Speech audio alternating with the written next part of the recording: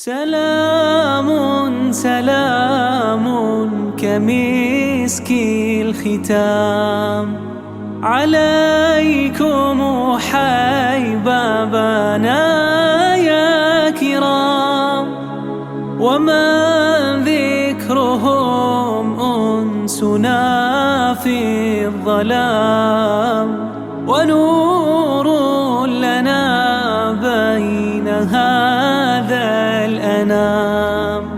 سكنتم فؤادي وربي العباد، وأنتم منائي وأقصى المراد، فهل تسعدوني بصفو الوداد، وهل